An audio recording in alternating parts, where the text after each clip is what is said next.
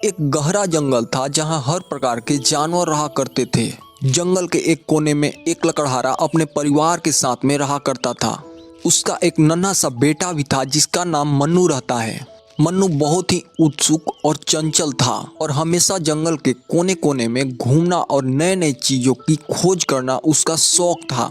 एक दिन सुबह का समय था। जंगल सुकून से भर गया था। पक्षियों की मधुर आवाज, पत्तों की खुशबू और हल्के सूरज की रोशनी दिख रही थी। मन्नू अपने घर के पास खेलते खेलते जंगल के थोड़े और अंदर चला गया। लकड़हारा अपने काम में व्यस्त था और मन्नू की चंचलता से अनजान था। जंगल के दूसरे कोने में कई सारे खूंखार जानवर रहते थे। उनमें एक भयानक बाघ भी रहता था जिसका नाम शेरू था। वहाँ के सभी जानवर उससे डरते थे। उस दिन शेरू बहुत भूखा था और शिकार की तलाश में निकला था। मन्नू, जो अब जंगल के गहरे हिस्से में पहुंच गया था, एक छोटी सी झील के पास रुक गया। उसने पानी में अपना चेहरा देखा और खुद से बातें करने लगा। लेकिन मन्नू को पता नहीं था कि झाड़ी के पीछे एक खतरनाक बाघ उस पर नजर रखे बैठा है। शेरू मन्नू को देखकर बहुत ही खुश हुआ। उसे लगा कि उसका शिकार बहुत आसान है। वो धीरे धीरे बिना किसी आवाज के मन्नू के पास बढ़ने लगा।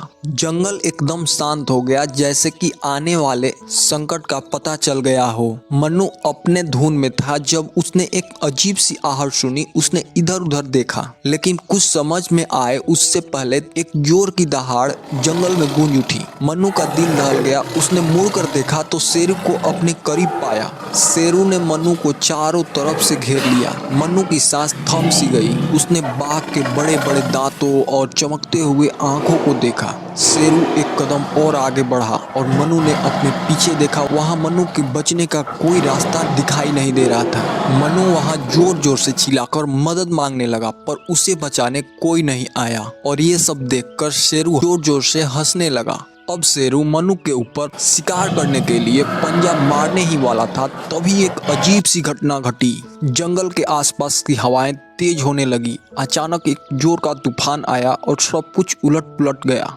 पत्ते हवा में उड़ने लगे, पेड़ झुक गए और मिट्टी उड़कर आसमान में छा गई। शेरू ने मन्नू को पकड़ने की कोशिश की, लेकिन उसके आंखों में तेज धूल चली गई। वो चिल्लाकर पीछे हटा और मन्नू को देखने की कोशिश करने लगा, लेकिन कुछ दिखाई नहीं दे रहा था। मन्नू ने इस मौके का फायदा उठाया और वहां से भागने लगा।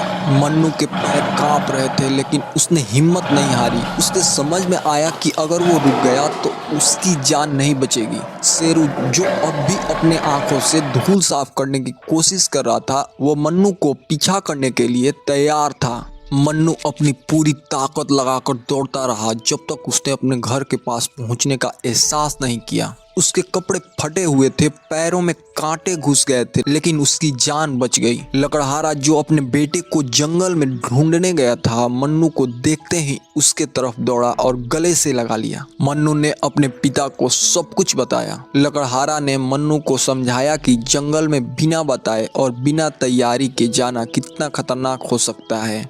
उसी रात जंगल के जानवरों ने देखा कि शेरू अभी जंगल के एक कोने में बैठा अपने आंसुओं के साथ अपने शिकार को याद कर रहा था। उसने कभी नहीं सोचा था कि एक लकड़हारा का छोटा सा बच्चा उसकी जिंदगी का सबसे कठिन शिकार बनेगा। आंधी ने न सिर्फ मन्नू की जान बचाई थी, बल्कि शेरू को एक सबक भी सिखाया था कि प्रकृति के सामने कोई भी शक्तिशाली नहीं होता। वही दोस्तों, इस कहानी से हम सीख सकते हैं कि जिंदगी में संकट कभी भी आ सकता है, लेकिन हिम्मत और समझदारी से उसका सामना किया जा सकता है। कभी कभी प्रकृति खुद भी हमारी मदद कर देती है, लेकिन पहले हमें अपने आप पर भरोसा करना चाहिए। दोस्तों, आपने इस वीडियो को पूरा देखा, उसके लिए दिल से धन्यवाद। साथ ही साथ आपसे रिक्वेस्ट करते हैं कि प्लीज़ आप इस चैनल को सब्सक्राइब करिए।